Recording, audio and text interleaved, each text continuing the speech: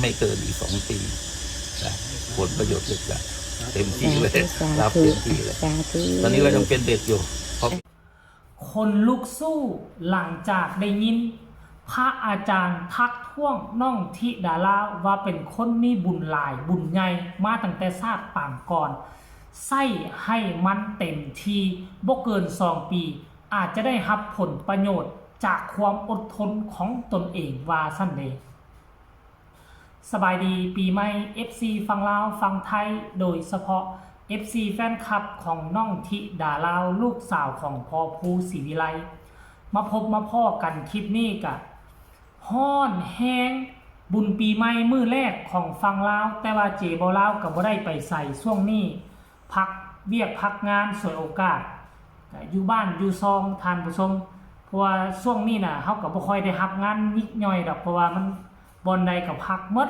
เขาเจ้าพากันไปลิ้นบุญปีใหม่คันคือแต่ละเทื่อแท้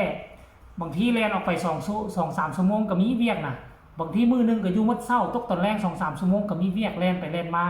แต่ช่วง 3-4 มื้อนี้ก็คงจะบ่ได้ไปใส่ท่านผู้ชม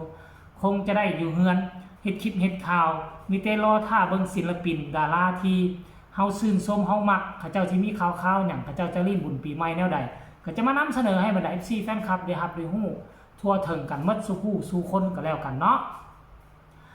ด้วยความว่ามื้อเช้านี้ทั้งพระอาจารย์เพิ่นได้มาเยี่ยมยามถามข่าวบุกถึงนอนนาคาเฟ่เอาขนมของต้อนหลาย10 กระสอบมาฝากมาต้อนเพิ่นบอกว่าเห็นน้องธิดาราเอาไปแจกล่ะมันบ่เพียงพอเพิ่นก็เลยว่าต้องการอยากจะมาเป็นส่วนหนึ่งในการเฮ็ดบุญเดินทางมาจากอุบลมาหาสารคามมาตั้งแต่เช้าๆมามอบให้น้องธิดาราแล้วก่อนจะจากกันไปเพิ่นก็ได้อบรมสั่งสอนแนะนำการใช้ชีวิตให้กับศิลปินตัวน้อยนั่นก็คือน้องธิดาราลูกสาวของพ่อปู่นั่นเองเพิ่นก็แนะนำว่าธิดารานี่เป็นคนที่มีบุญเก่าหลายบุญเก่าแต่ชาติปางก่อนหลายใช้ให้มันคุ้มค่าเนาะใช้ให้มันคุ้มค่ามี4ข้อหลักที่เพิ่นแนะนำมาใครอยากฟังเต็มๆให้ไปเบิ่งช่องของยายรุ่นเพจของยายรุ่นหรือบ่ซั่นก็ช่องของพ่อปู่ศรีวิไลแล้วมีอีกอย่างนึงเพิ่นบอกว่าบ่เกินอีก2 ปีธิดาราจะได้หมากได้ผลจากความมุ่งมั่นอดทนจากความภาคเพียรพยายามเพิ่นบอกว่าอีก2 ปีเท่านั้นได้อีก2 ปีจะกลายเป็นสาวน้อยขึ้นใหม่หน้าตาสดใสความสามารถจะล้นหลามเพิ่นบอกว่าแนวนี้ท่านผู้ชมรายละเอียดให้ทุกคนไปชมจากปากพระอาจารย์ว่าเพิ่นได้เว้าแท้บ่หลังจากพวกทานได้ฟังแล้วพวกทานรู้สึกแนวใดคนหัวลุกคือกันกับเจบ่ลาวหรือบ่ก็ให้คอมเมนต์มาทางใต้คอมเมนต์ไปชมคลิปนี้พร้อมกันเลยบอกถึงความนะมีหน้าตาดีหน้างามหน้าดอกยิ้มเก่งๆนะก่อนพูดก็ยิ้มพูดเสร็จก็ยิ้มจะเพิ่มความงามเรามีอยู่แล้วเรามีทุนอยู่แล้วหน้าหนึ่งตัวนี้หน้า2หน้าใน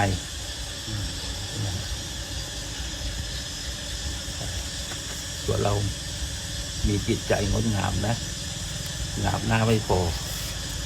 งามในด้วยหน้าในบอกถึงความดีนะมีจิตใจดีโดยเฉพาะความกตัญญูแล้วก็รักเพื่อนรักพี่รักน้องสองหน้าแล้วเรามีหน้าที่3จำไว้นะเรามีอยู่แล้วเรามีทุนใช้ไม่ได้เต็มที่เลยไม่ต้องกลัวหมดนะเพราะเรามีทุนเต็มที่แล้วหน้าที่3คือหน้าที่ก็คือการรับผิดชอบเรียกว่าสิ่งที่มีมากกว่าตัวน้อยแต่และได้ทำหน้าที่ข้ามประเทศมาเลยนะทำหน้าที่ทำหน้าที่ตอนนี้น้องหาเงินได้ละขอบทุนเก่านะทุนเก่าบุญเก่าเรามีอยู่แล้วใช้เต็มที่เลยใช้เวลาให้เต็มที่ใช้ทุนเก่าให้เต็มที่แล้วครับ เสริมบุญใหม่ก็จะเพิ่มขึ้นนะหน้าที่สี่ซึ่งเรามีที่คนอื่นไม่มีคือน่ารักจำไว้นะหน้านอกบอกถึงความงามหน้าในบอกถึงความดีหน้าที่บอกถึงความสามารถหน้าสุดท้ายก็คือน่ารักก็มีทุนอยู่แหละจำไว้นะใช้เต็มที่เลยพอโตกว่านี้เราจะได้รับผลประโยชน์จากที่เรามีทุนอยู่แล้วไม่เกินอีก2 ปีผลประโยชน์จะเต็มที่เลยรับเต็มที่เลยตอนนี้เรายังเป็นเด็กอยู่พอเป็นสาวก็รับเต็มที่เลยสาธุสาธุ มีอีกหน้าหนึ่งหรือเปล่าครับหลวงปู่ที่ดีเลย ธรรมชาติ จัดการน้องเลยลูก ติมก่อนต้องเขียนน้องสาธุกราบในความเมตตาของหลวงปู่ครูบาอาจารย์เด้อที่เมตตาลูกหลาน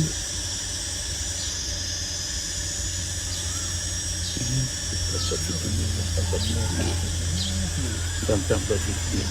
จังสิทธิจังของสิทธิตาภูชิโยติจังรุ่งเรือง สาธุเอาที่มังกรให้ปู่แขน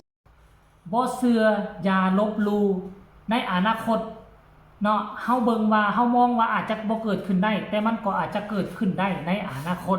ไผบ่เชื่อก็อย่าสุปากอย่าสุเว้าเพิ่นเป็นผู้ถือศีลเนาะ220ปลายข้อ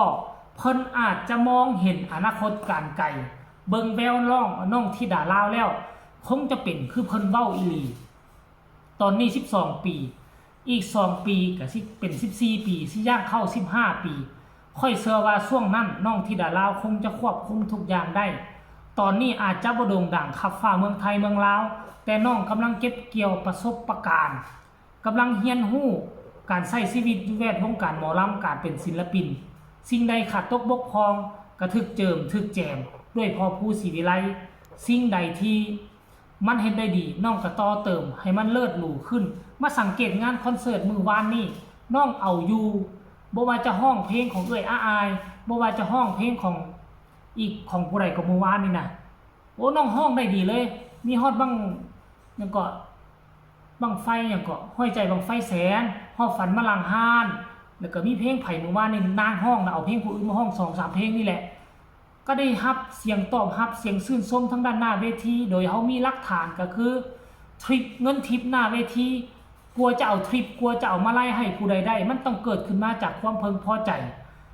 นั่นแสดงว่าพ่อแม่ทั้งด้านหน้าเวทีเขาเจ้ามีความพึงพอใจ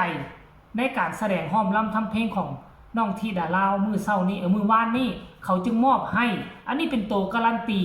ว่าอีก2 ปีข้างหน้าชีวิตของน้องธิดาลาวอาจจะไปได้ดีกว่านี้ตามที่คำพระอาจารย์เพิ่นเว้าทานผู้ชม FC แฟนครับความเชื่อของไผของมันไผบ่เชื่อก็ให้เลื่อนผ่านไผเชื่อให้กดไลค์กดแชร์กดติดตามที่สำคัญอย่ากดข้ามโฆษณาท่านใดมีคำตำหนิติชมคำคิดคำเห็นอยากอวยพรวันปีใหม่คอมเมนต์มาได้ทางใต้คอมเมนต์สำหรับคลิปนี้จีบลาวขอกล่าวคำว่าสบายดีปีใหม่สวัสดีปีใหม่ขอให้พี่น้องลาวไทยจงมีโชคมีชัยในวันขึ้นปีใหม่กันหมดทุกคนสบายดี